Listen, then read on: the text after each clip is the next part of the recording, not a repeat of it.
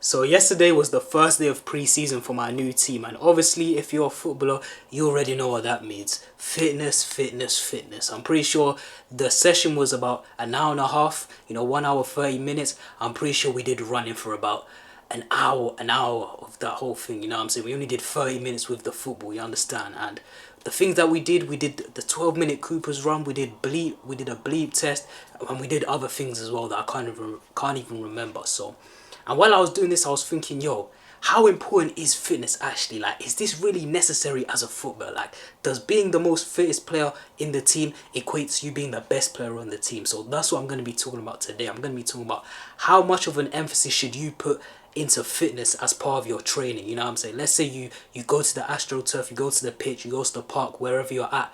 What percentage of the training session should you put in to just fitness without the football? Whether it's just in one training session, or what percentage should you put into fitness throughout your entire week, you understand? So that's what I'm going to be talking about today. How important is fitness actually for you as a footballer?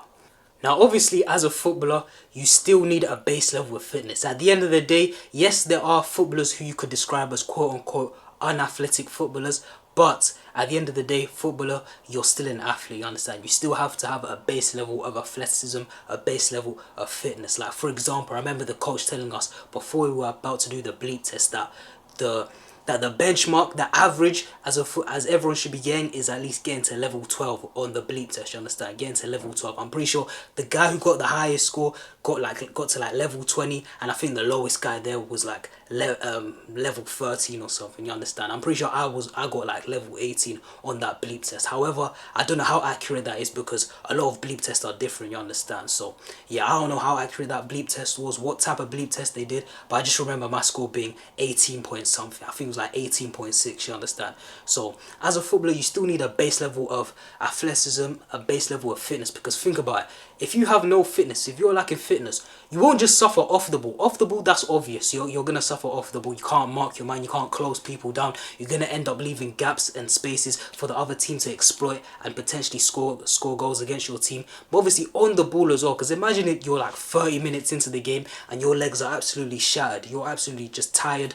On the ball, your legs are going to feel heavy, so you're not going to be able to execute your passes properly. You're not going to be able to put good weight on your passes. You might underhit a pass, or you might even overhit a pass, you understand? Your first touch is going to be baggy because, like I said, your legs are heavy. Maybe it's your shooting, your crossing, everything's just going to be off, you understand? Your dribbling, you're not going to be able to, carry the ball far distances if you're tired 20 minutes into the game, you understand? Because it's not only a physical thing. When you know you're tired and fatigue is a mental thing as well, because instead of you thinking about, alright, cool, instead of checking your shoulders thinking, alright, cool, what's my next move, your mind is just going to be ruminating on the fact that, oh my days, I'm so tired. And then when the ball comes into your feet, you haven't really been thinking about the game. You've just been purely thinking about how tired you are, and obviously that's going to make you less effective on the football pitch. So you do need a base level of athleticism, obviously. However, as a footballer, in my opinion, when you're doing your training sessions, at least 80% of the training session you should do with the football, you understand? Make sure you just do it with the football, because at the end of the day,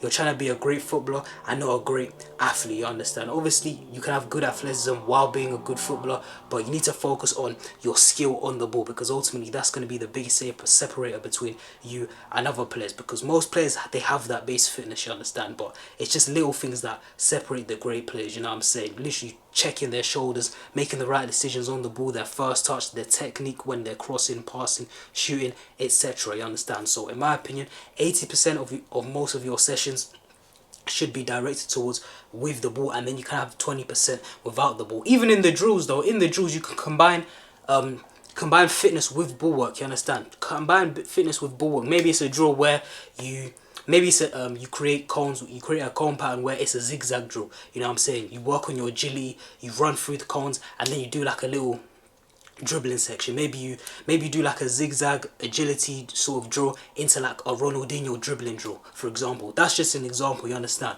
where you combine your fitness and also your ball work, you understand? But in my opinion, you should always just focus mainly on that ball work. It's if you have a base level of fitness. Now, if your fitness is lacking, then you need to take a period of time, maybe like 1 month, maybe 2 weeks, to really just try to boost that fitness up, you understand? If your base level is really just not there at all, it's significantly below the standard to be a footballer, then take a month, or even take a month, 6 weeks, even 2 months to really just focus on that. Maybe you do like 3 sessions a week dedicated to improving that fitness, whether it's your long distance cardio or sort of like your short distance cardio, your fast twitch muscle fiber sort of cardio. Whatever it is you need to do, whether you want to do long distance or you want to do sprints, then you can focus on that. But in my opinion, as a footballer, if you're there, if you're comfortable in your athleticism, then in my opinion, you should maybe, let's say you're training 6 times a week, or let's say 5 times a week, and a match on the other day, and then the seventh day you rest. You understand? Let's say you do 5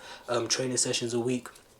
In my opinion, 4 of them should be ball work. You understand? 4 of them individual training sessions should be ball work, whether it's individual or team. But let's say you're doing individual training sessions because it's pre-season right now. 4 of them should be purely ball work. You understand? 4 of them should be 80 in each of those sessions, 80% ball work. Maybe you can have 1 session in the week where you're purely focused on improving that fitness. You're purely focused on, maybe it's whether you want to do sprints, you want to do shuttle runs, you want to do a bleep test that day, you want to go on a 5k or 12-minute Cooper run, whatever it is you want to do. Maybe one of those sessions, then you can, you know what I'm saying, you can purely focus on the fitness. But even me personally, I like to do sprints where I'll do like a circuit. I'll do a 40-yard sprint 40 yards, walk back to like the 80-yard mark, sprint, walk back to the 100-yard, sprint, walk back to the 120-yard, sprint, and then rest. You understand? But even me, when I do my I'll do that probably 3 or 4 times. I'll do 3 sets or 4 sets. But even me, when I do that, in between when I'm resting, I still bring a football with me. You understand? I still bring a football with me just to get my touches in. I'll play passes against the wall because there's a wall in that park where you can, you know, play passes against the wall. I'll still play passes against the wall. I'll still do kick-ups. I'll still, you know, dribble, get my touches in, do a few things. You understand? Because I understand the importance of getting your touches in as a footballer. We all know the 10,000 hour rule in football. You know what I'm saying? If you play football for 10,000 hours, then obviously you're going to be a master. You're going to be fluid on the football pitch. You're pretty much going to know the ins and outs. Your technique in all your attributes, passing, dribbling, shooting, is all going to be there. You understand? So even when you're doing the fitness, carry the football.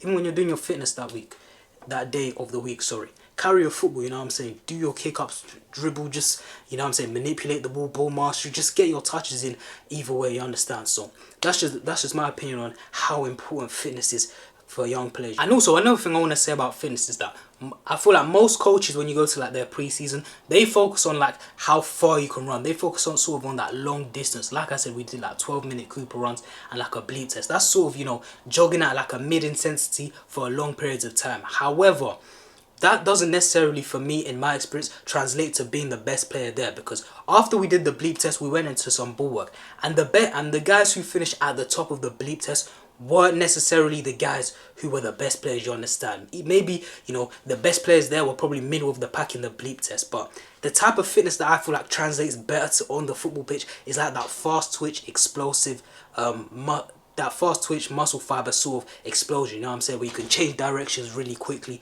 where you can sprint really quickly, have good agility. You understand? That's sort of the fitness that really translates in football. You understand? Because think about it, in football, you're not just running in one direction every single time. You're constantly changing directions. You have to accelerate, change speeds. Maybe you go from a standing start to like you're sprinting, then you have to go to a jog. You know what I'm saying?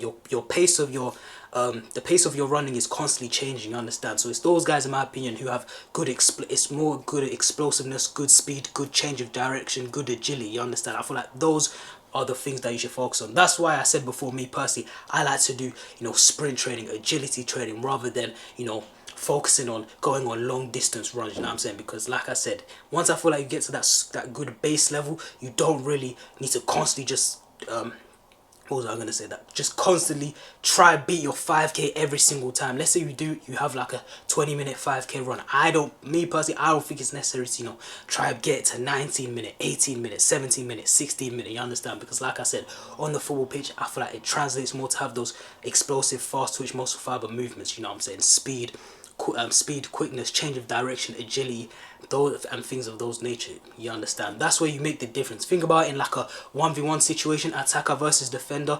The attacker needs to, you know, be able to change direction, be able to be quick. Maybe they hit a step over and then burst away, accelerate away. You understand? That's not, you know, doing a bleep test or doing like a 5k run isn't really going to help you in that situation, you understand? And vice versa if you're a defender as well. If you're a defender, it's better for you to work on that sprint speed, because your winger's going to try, let's say your winger tries knocking it down the line, try getting past you, you need to be able to sprint, you understand? You're not going to be able to just, you know what I'm saying, just jog like you would in a 5k, like you would in a bleep test. It's like, nah, you need to work on, like I said, your explosiveness and your sprint speed. So in my opinion, as a footballer, I would say to you, work on that explosiveness, work on that sprint speed, work on that agility, you understand, as opposed to a 5k or a bleep test once you get to a decent base level of fitness. And last thing I want to say, I was watching a video from the Become Elite channel. I remember he was saying something about how he sees players sometimes, you know, go to the AstroTurf, go do a training session,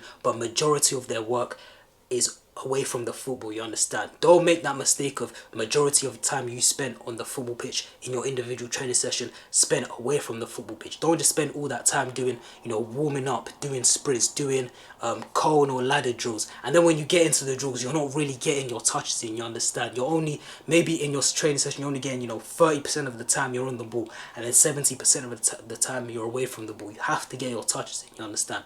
Just make sure that's the priority, because like I said, at the end of the day, yes, you need to have a good level of athleticism to be a footballer. You are still an athlete at the end of the day, but you're trying to be a good footballer and not necessarily a good athlete, you understand? So that's the vid for today. Hope you enjoyed. I've been JT, and I'm out.